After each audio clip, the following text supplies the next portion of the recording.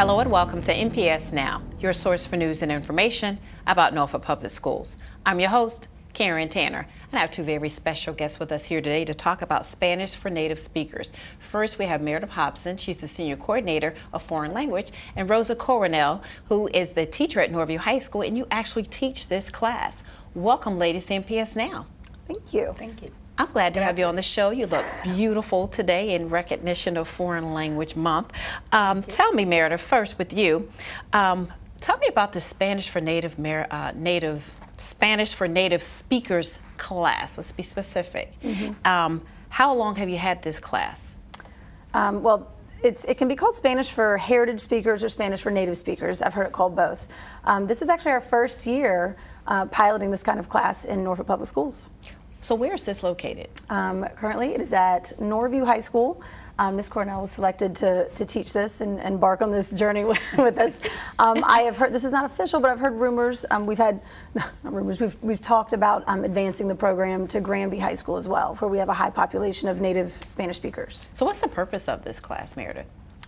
Well, really the purpose, even some of the Spanish-speaking students, the Spanish-dominant students say, why do I need a Spanish class? I already know how to speak Spanish. But the answer to that is sort of two-pronged. For one, all American-born, English-speaking students take 4 years of English in high school. And the idea there is, of course, you're gaining a higher level of literacy and proficiency. A lot of our students, especially if they've immigrated here, or even if they're just second-generation students or family members, they can work socially in the context of Spanish, but they don't have an academic background. And so the idea here is just like our American-born students that learn Spanish in high school, they too are learning Spanish, but an academic Spanish. Rosa, what are you teaching the students in the class? Well, I teach them how to write. I teach them spelling, grammar, and culture skills. How many students are in your class? I have 28 students. How do you connect with 28 students in the class? We have meals together. We talk about traditions together, challenges, and everyday challenges. But mostly I relate with them because I experienced something similar years ago. So, I don't mind talking to them about my own experience. Yeah, so what does the curriculum look like for this particular class? Well, I think it's important to note the target audience that we're looking at. The course can be offered for, in some places, it's students that are English dominant. I mean, they're students that have been born here that speak English, and that's their dominant language, but maybe their parents speak Spanish, and so they just want to advance their Spanish and learn more. For our population at Norview High School, we do have a lot of newly arrived immigrants, and these students, particularly from some of the Central American countries, they may have only, depending on when they arrived here, if you think about it, they know Spanish, but if they only went to 5th grade in Honduras, they only have a 5th grade level of education. And the reality is the goal of the foreign language curriculum in the state of Virginia and the standards of learning say that we want students that can have meaningful interactions in all kinds of contexts, social contexts, academic contexts. And the reality is even though our students can speak Spanish, they don't have a real foundation in a variety of contexts. And these are students that tend to, especially if they're newly arrived, they're still learning English.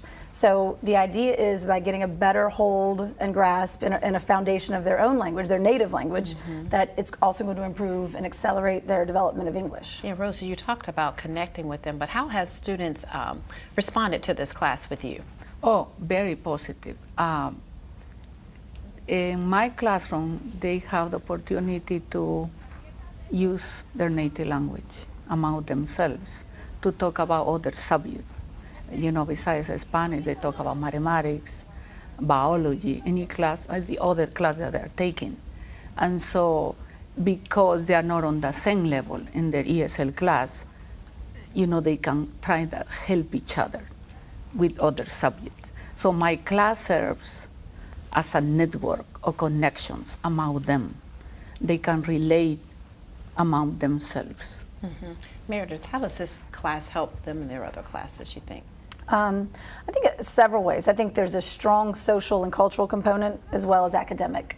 Like I said, Rosa is doing things even like improving their handwriting. Again, third graders don't write perfectly. If that's the last time they really wrote in Spanish, even things like handwriting and spelling are things that she reinforces. So all the language piece helps. But honestly, another goal of ours is when kids feel isolated and disconnected. Any new kid has a hard time fitting into school. Now imagine you're a new kid at a school and you don't know the language. And so how does that fit into their school schedule, this class? Actually, it counts as a foreign language credit. Oh, great. Because it really is. All the components, the reading, the writing, the speaking, those are all things that an American-born English-dominant student would learn if they take a Spanish 1, Spanish 2 in high school. So they're learning it, but we're able to cater their specific need. Again, if they have a lot of verbal skills already, then we don't have to focus on that as much. We focus more on the writing. And then a lot of it is similar. I mean, a regular Spanish 1 class, they learn about other cultures and the politics of Spain and the agriculture or the geography of Costa Rica. Well, our students are the students we're speaking of, if they're just from, El Salvador or Honduras, they don't know anything about Chile or España or the other countries. And so they learn about one another.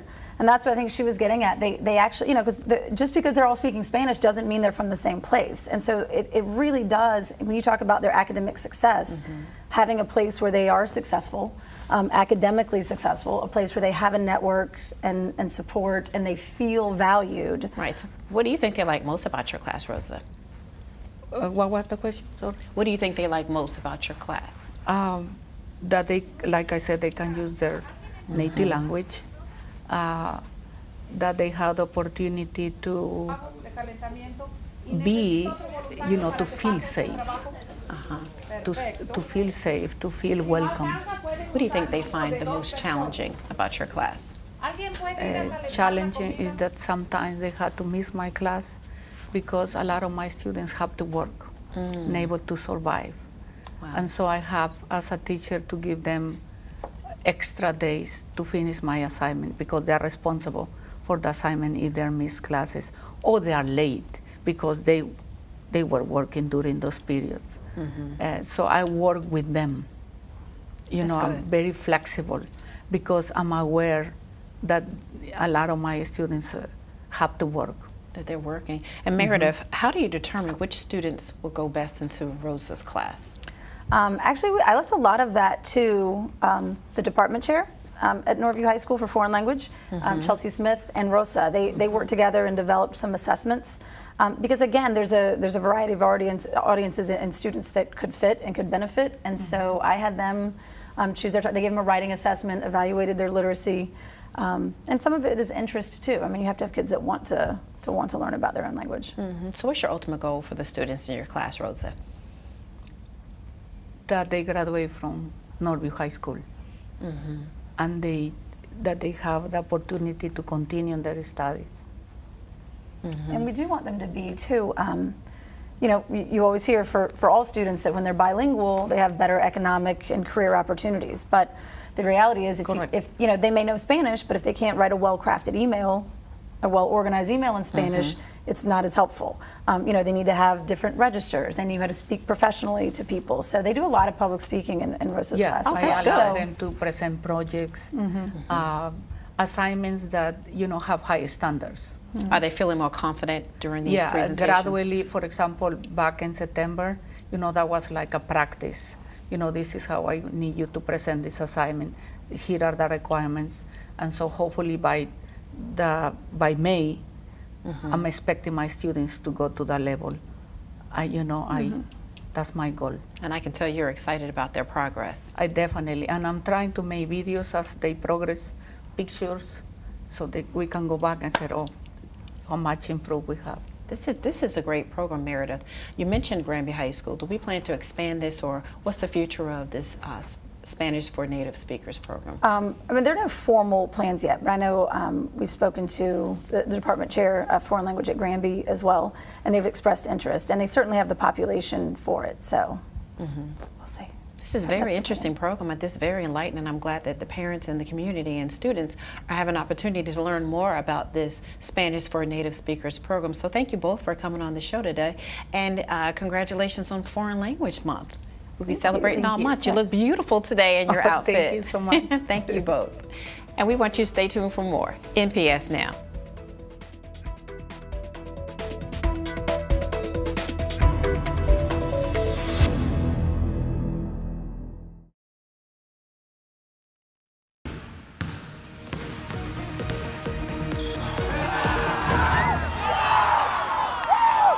Welcome back to NPS Now. I'm Steve Settler, Senior Coordinator of Athletics.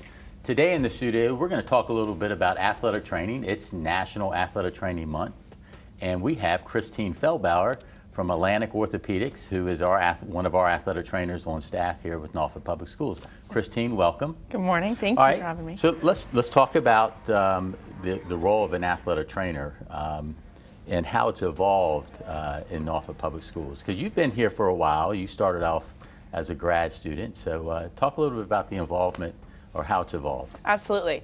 So I think to start with, we should just go over what an athletic trainer does. Okay. Athletic trainers are licensed healthcare providers that specialize in injury prevention, assessment, treatment, rehabilitation, and emergency management. So it is essential to have them within our school system, and our athletic trainers within our high schools have evolved over time. When I had first started here at Norfolk Public Schools, which was 6 years ago, our high schools were staffed with graduate assistants from Old Dominion University who were licensed and certified athletic trainers but pursuing their master's degree at ODU as well. Since that time, Norfolk Public Schools has started hiring athletic trainers full-time within the schools. So you have the athletic trainer there. There's not turnover every 2 years, and they're also incorporated in the classroom setting. Our athletic trainers are teaching Sports Medicine 1 and Sports Medicine 2 classes to juniors and seniors within the school. So they not only have a relationship with the athletes after school, but they have a presence within the school day as well as an educational role. Okay, so with our new program, how does that benefit the student athlete with the athletic trainer on site? Absolutely. Well, having a consistency with an athletic trainer is really important because you develop those relationships with athletes potentially when they're a freshman and you follow out through when they're seniors. Same thing with the coaches, but also having them in the schools throughout the school day. Those athletes get to see the athletic trainer in a different role, as an educator. They get to see all of the education that athletic trainers know that they may not necessarily recognize when they see them after school or on the field, but they know all the background of it, and it gives them insight into what athletic trainers do and just learning about healthcare and the human body. Okay. So a little bit further with that. So talk about like the relationship that the athletic trainer has, obviously with the student athlete, and then even with the coach by being there on a consistent basis. Absolutely. So when the athletic trainer is on site, which is whenever athletics are occurring. So that's practices, preseason, sometimes during conditioning and games, and especially with sports like football, we travel with our teams too. So we really get to spend day in and day out with our athletes and our coaches. So they get to know you on a personal level and on a professional level, which makes it easy for athletes to come to you, makes it easy for them to report injuries, to just develop that relationship with you. Same thing with the coaches, and that just further increases access to health care for our student athletes and our coaches and faculty and staff now that the athletic trainers are in the school during the school day. Okay, so an athletic trainer, we're going to change it up a little bit.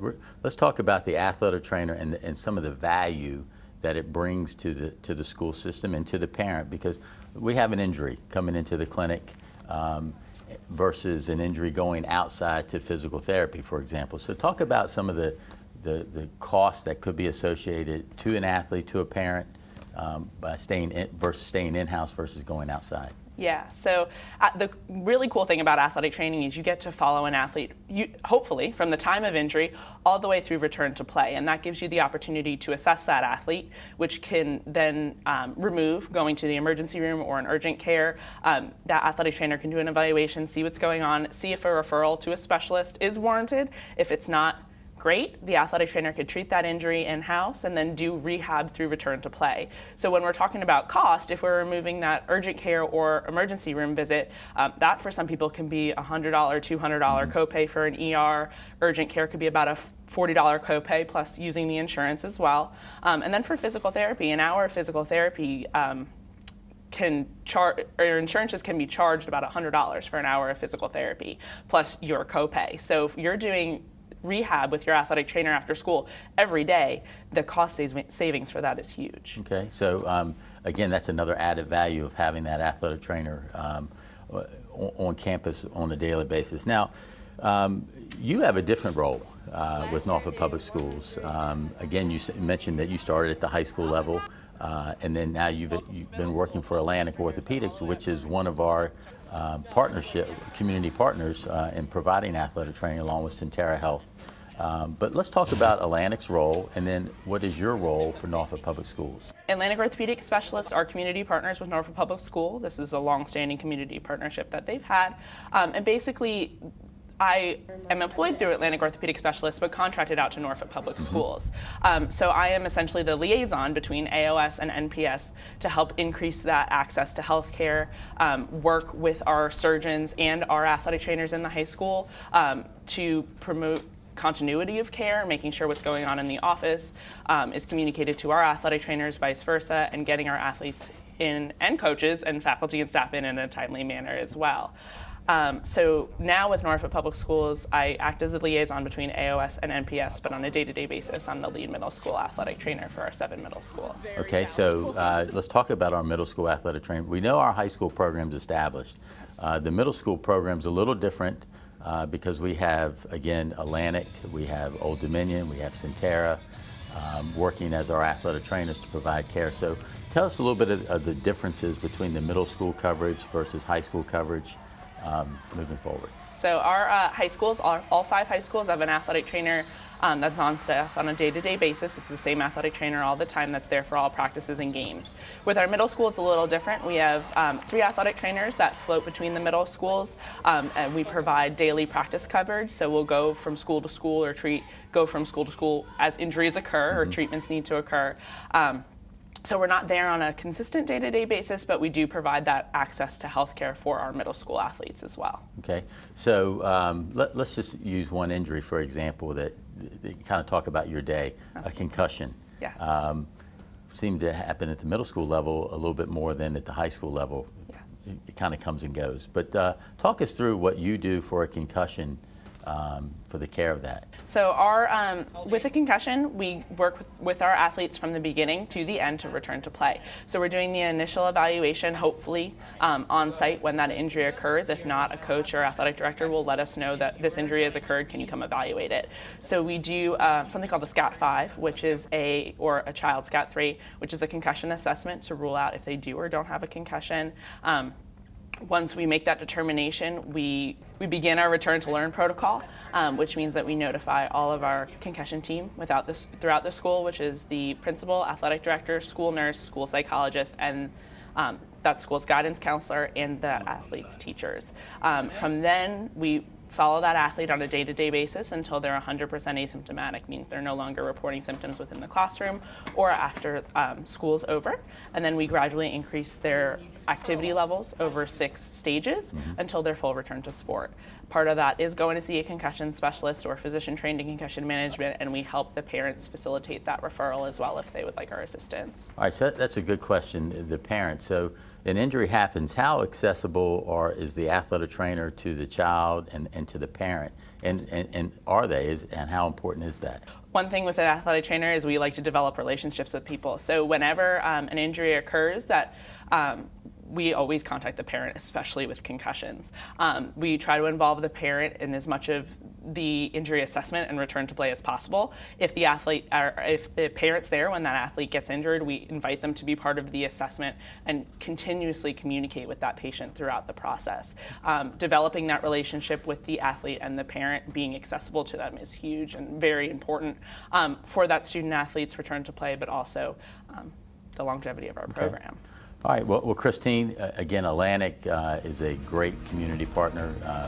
You've been involved with us, again, for 6 years now, and we hope Atlantic continues to provide that coverage for our student athletes because they've done a very nice job, and you've done a very nice job. So I want to thank you for coming down. Thank you. And having a great athletic training month. Thank you very much. Okay. More NPS Now after this.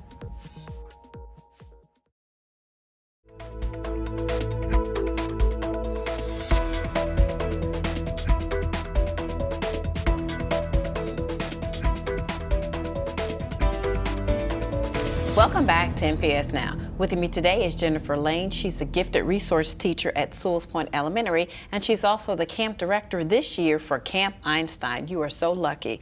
Welcome to NPS Now. Thank you. We were talking before we started the show, and so you've been doing Camp Einstein for many years as well. Yes, I've been a teacher at Camp Einstein for many years. Yes. So tell us, what is Camp Einstein, and when and where is it being held this summer? Camp Einstein is a summer enrichment program for students currently in grades K to 5. We're going to be held at Mary Calcott Elementary, July 8th to August 1st, and camp will run Monday through Thursday from 8:30 to 1 o'clock. Okay, so is this just for NPS students, and how can they get an application? Camp Einstein is for all students who meet the requirements on the application brochure. So the admission requirements are, we're looking for students who are at or above grade level, free from discipline issues, are able to function in a variety of classroom settings. So they can be NPS students, they can be private school students, they can be out-of-district students. We will take them all that meet those requirements. If you are in NPS, then we provide transportation for you as long as you are within Norfolk boundaries. Same with the private school students, but if you are in another city, then parents are responsible for transportation.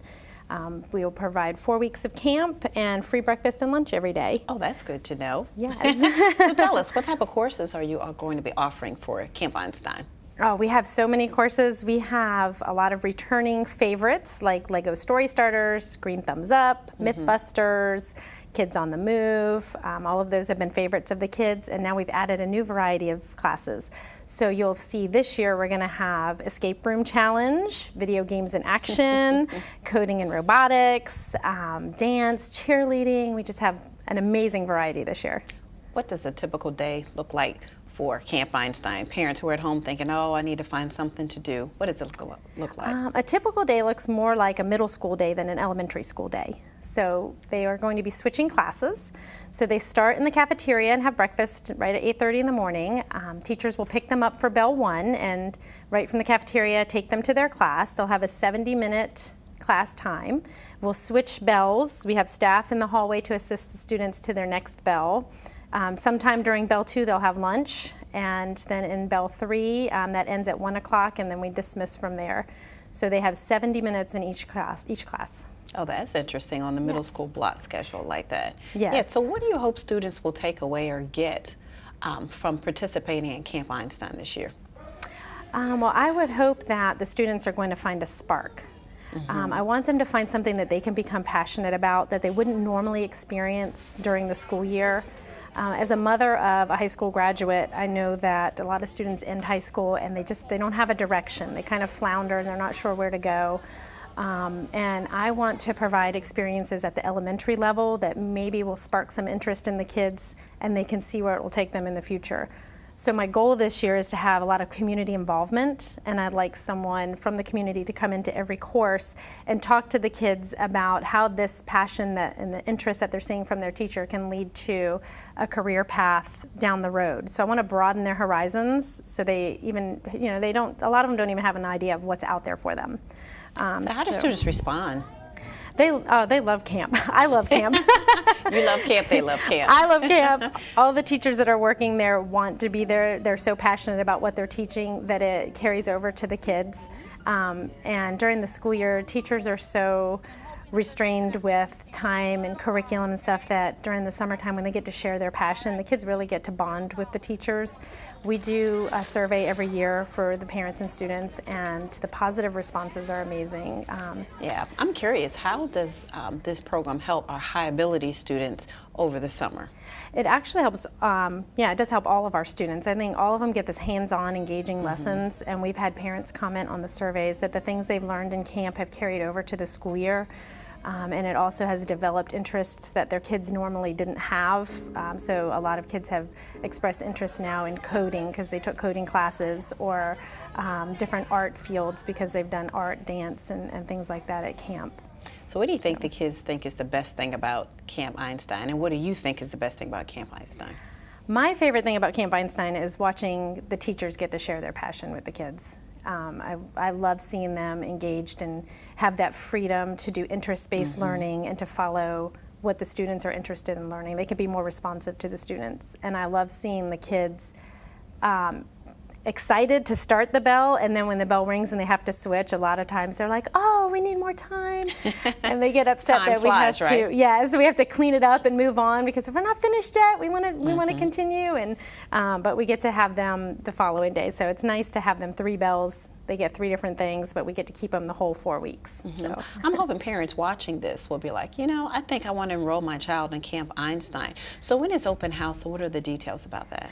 So open house is actually a culminating activity for the camp. So after the 4 weeks, the students get to have their parents come during the last week, and parents actually participate in their classes. They kind of shadow them to each bell, and they get to see what their kids have been working on for the 4 weeks. And the kids kind of get to show off what they've learned. For example, with Kids on the Move, we have a final mile. So the parents actually come out and run with their students and do the race and earn a medal. And Green Thumbs Up, they do a garden tour so they can show their parents all the things they've planted and why it grows in our climate.